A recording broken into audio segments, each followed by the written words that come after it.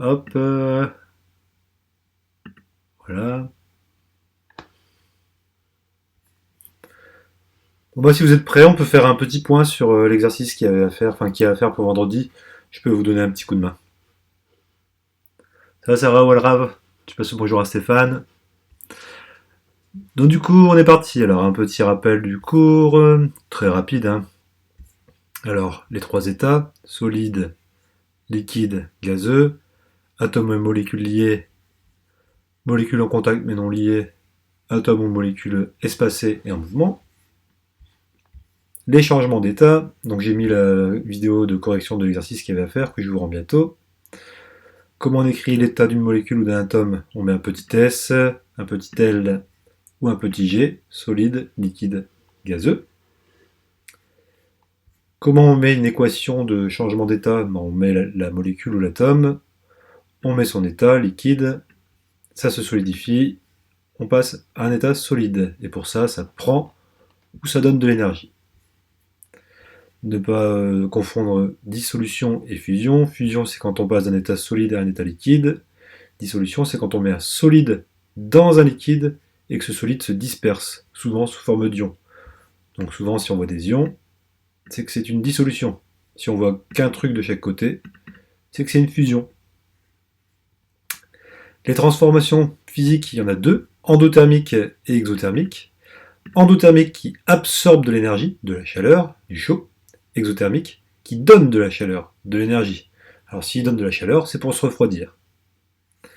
Et du coup, la petite formule, la chaleur dégagée par un corps est égale à la masse de ce corps fois l'énergie massique de changement d'état. C'est ce qu'il y avait à faire dans le petit exercice avec les terres.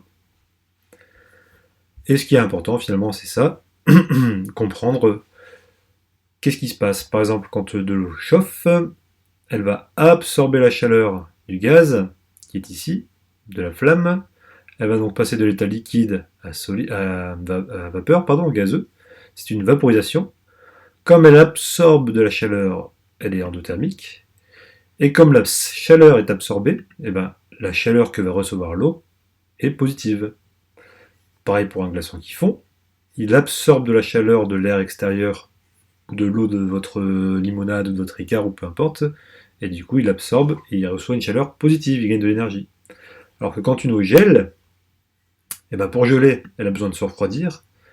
Donc elle libère de la chaleur, donc c'est négatif, exothermique.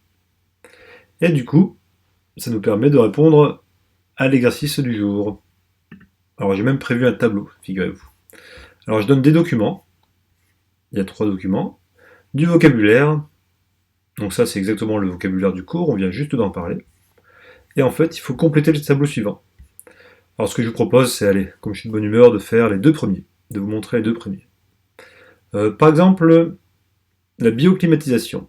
Alors on va lire ça ensemble, mais il nous demande le nom du système qui subit les transformations, l'équation de changement d'état, transformation exothermique ou endothermique, et signe du coût de l'énergie du système. Alors comment on fait pour comprendre ce truc? Il suffit de lire et de se concentrer. Comment ça marche une bioclim? On a de l'air chaud qui arrive dans un milieu, et il y a de l'air frais qui en sort. Du fait du réchauffement climatique, la consommation d'énergie liée à la clim ne fait qu'augmenter, ce qui se répercute fortement sur l'environnement. Bah oui, pour se refroidir, il faut l'énergie. Des solutions plus écologiques existent. Quand de l'air chaud arrive au contact de gouttelettes d'eau liquide, une évaporation se produit. L'air chaud se refroidit alors rapidement grâce à l'évaporation. On parle aussi de rafraîchissement par évaporation ou de climatisation naturelle. Alors, quel est le système là-dedans? Eh ben, quand de l'air chaud arrive au contact de gouttelettes liquides, une évaporation. Donc on a des gouttelettes liquides qui s'évaporent. Donc le système, c'est les petites gouttelettes d'eau liquide qui se transforment en gaz. Donc ici, le système qui subit la transformation, c'est les gouttelettes d'eau liquide. Tout simplement. Alors j'essaie de ne pas faire de faute. Donc c'est de l'eau. C'est du coup H2O. Hop. Et du coup, c'est quoi le changement d'état? Des gouttelettes d'eau liquide s'évaporent. Et ça veut dire quoi? Ça veut dire qu'ici, alors je vais essayer de faire ça comme ça, hein, je vais vous montrer après. On a de l'eau liquide qui va se transformer. Alors la flèche, je la mettrai en dessous à la place. En eau, cette fois-ci. Vapeur, gaz. Pas de l'eau gazeuse, hein, de l'eau gaz. Voilà. Et voilà. Alors avec la petite flèche, naturellement, c'est une évaporation. Est-ce que la transformation est exothermique ou endothermique? Eh bien, l'eau liquide, pour se transformer en gaz, elle va absorber de la chaleur. Pour passer du liquide à gazeux, il faut absorber de la chaleur. On va regarder la petite aide. Lors d'une transformation endothermique, l'énergie du système Q augmente. Donc ça, si on ne reprend pas. On regarde le cours. Vaporisation, c'est ce cas-là. Pour passer de l'état liquide à l'état gazeux, vapeur, il faut chauffer l'eau. Donc elle absorbe de la chaleur. Donc c'est endothermique. L'eau pour chauffer absorbe la chaleur. Et du coup, le signe de la chaleur absorbée par l'eau, elle gagne de l'énergie, sera positif. Ben, du coup, dans l'exercice, c'est du coup une transformation endothermique. Et le signe de l'énergie, ben, c'est l'énergie absorbée par les gouttelettes. Hop, alors désolé si vous entendez le chat, est supérieur à 0. Positive. Alors je vais vous faire un petit schéma, je vais vous montrer sur un tableau. Alors attendez. Si vous avez des questions, n'hésitez pas, je vous vois. Alors un tableau, tac, voilà, ici. J'ai carrément sorti le tableau aujourd'hui. Hop. Alors la bioclim, comment ça marche? Hop, bah, je vais faire ça en vert. Est-ce que vous voyez, ouais, c'est bon. Hop, on a une petite enceinte. Hop. Dans cette enceinte, il y a des gouttes d'eau liquide. Alors mes stylos sont bientôt morts. Il y a des gouttes d'eau liquide, pardon. Je vais les faire en vert. Ça va être mieux. Donc ça, c'est de l'eau. H2O liquide. D'accord? Je vais rapprocher un peu plus. On va faire des trous ici. Voilà. Il y a de l'air chaud qui va arriver. Alors, l'air chaud. J'aurais dû prendre des meilleurs stylos. Voilà. Il y a de l'air chaud qui va arriver. Hop. J'ai aucun stylo qui marche. Donc l'air chaud, je vais le faire en vert. Là, j'ai de l'air chaud qui va arriver. J'aurais dû le faire en rouge, mais mes stylos sont plus bons.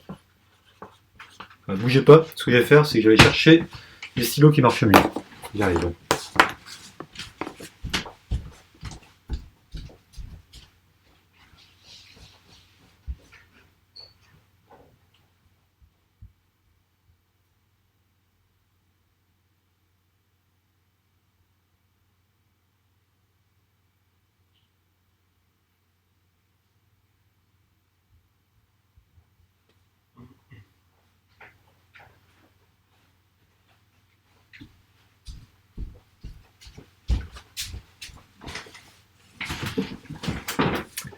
Me revoici. Alors, du coup, je vais essayer avec ça. C'est bon, ça marche mieux. Donc j'ai une enceinte qui est là. Dedans, j'ai des gouttes d'eau, H2O qui sont sous état liquide. Je vais faire des trous là-dedans. Hop. Et là, j'ai de l'air chaud que je vais faire symboliser en rouge qui arrive. Air chaud. Donc avec une température élevée. Qu'est-ce qui va se passer? Et bien du coup, l'eau liquide des gouttelettes va absorber la chaleur de l'air chaud, cette chaleur qu'on a petit q, et du coup va se transformer en gaz. En gaz, en gaz, en gaz. En eau vapeur si vous voulez. Et en fait, bah, l'air chaud, comme elle a fait transformer l'eau liquide en gaz, l'eau liquide a absorbé de la chaleur, endothermique, et elle l'a absorbé où la chaleur? Elle a absorbé la chaleur de l'air chaud, et du coup, bah, on recrache de l'air froid. Hop, et du coup, on a une climatisation. C'est exactement le même principe que que l'éther dans l'exercice. Donc l'eau liquide, pour se transformer en gaz, en petite vapeur, absorbe de la chaleur via l'air chaud, et de ce fait, l'air chaud devient de l'air froid. Et en quoi on voit que c'est une transformation endothermique? Et ben, si je prends mon cours, pour passer de l'état liquide à gazeux, il faut chauffer l'eau avec l'aide du milieu extérieur. Ici, c'est l'air chaud et non pas le gaz. Donc, elle absorbe de la chaleur. Transformation endothermique qui absorbe de la chaleur. Voilà, est-ce que c'est plutôt bien compris ou pas? Oui? N'hésitez pas à poser des questions pendant que je passe au deuxième cas. J'efface mon tableau. Deuxième cas. Les chaufferettes de gants de ski. Alors, c'est les petits trucs qui chauffent, là. Ça se vend dans les commerces. Il existe dans le commerce des chaufferettes sous forme de poche qu'il est possible de placer dans des gants afin de se réchauffer les mains en hiver. Donc, on passe d'un truc froid à un truc chaud. Le principe de ces chaufferettes est assez simple. La bouillotte remplie de liquide contient une pièce métallique que l'on clique. Cela déclenche la solidification du liquide et dégage de la chaleur. On peut alors en profiter pendant 20 minutes. Alors, quel est le système là-dedans? Il y a un liquide qui passe de l'état liquide à un état solide. Du coup, le système, c'est l'espèce de liquide inconnu. Alors en vrai, c'est de l'acétate de sodium, mais ça, vous n'êtes pas censé le savoir naturellement. On passe d'un état liquide à un état solide. On va faire ça. Alors naturellement, là, comme on ne connaît pas le nom de la molécule, on ne peut pas savoir. Est-ce que c'est une transformation exothermique ou endothermique? Là, on voit quoi? On voit que le passage de l'état liquide à solide dégage de la chaleur. On prend son cours.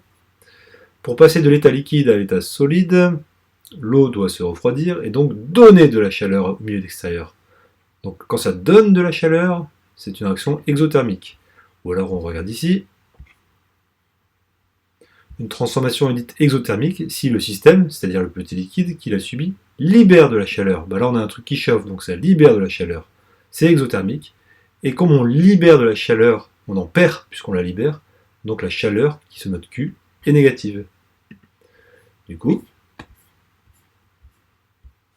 comme ça libère de la chaleur exothermique,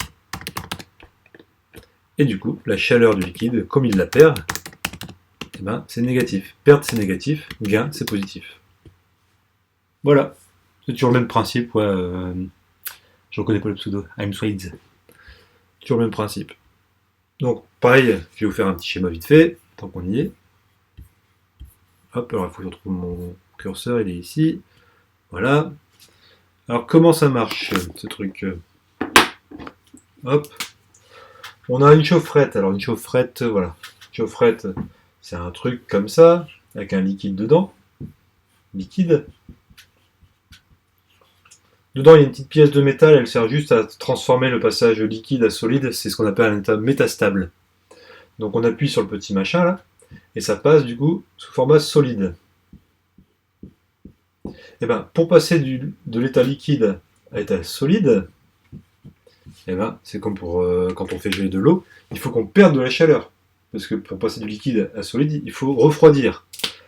Du coup, le truc là, pour se refroidir lui, il va perdre de la chaleur. Q. La chaleur Q.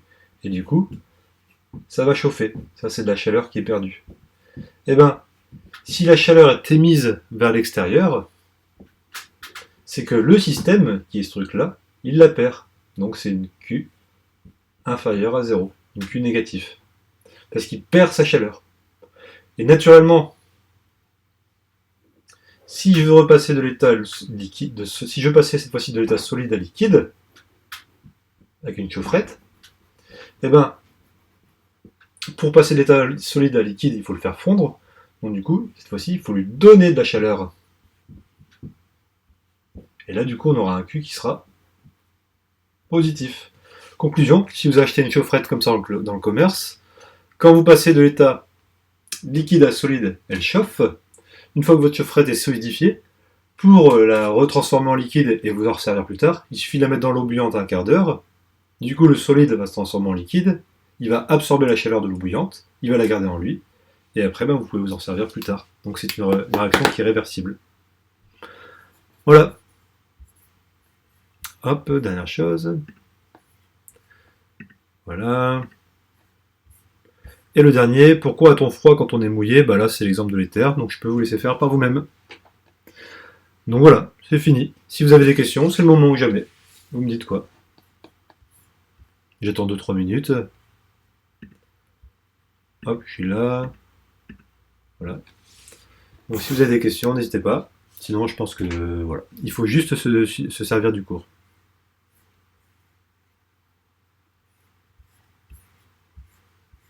Apparemment, pas de questions. Hop, j'imprime ça, moi, du coup, pour ça là.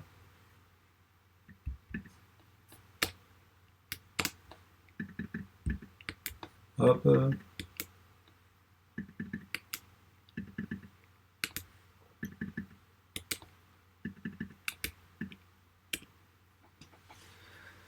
Moi, apparemment, c'est bon. Eh ben, écoutez, je vous dis à très bientôt, tout le monde, dans ce cas-là. Et c'est le dernier exo à me rendre pour vendredi. Puis pour les vacances, je vous laisse tranquille. Et à la rentrée, on passera aux réactions nucléaires. Rassurez-vous, c'est simple aussi. Voilà, je vous souhaite tous une bonne journée.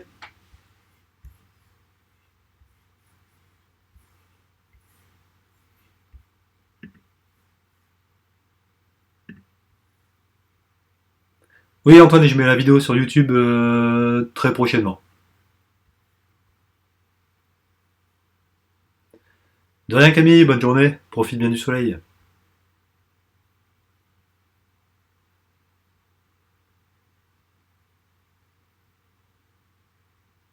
Bonne journée à tous. Bonne journée, Luna, Sarah, Romain et tout. Ciao.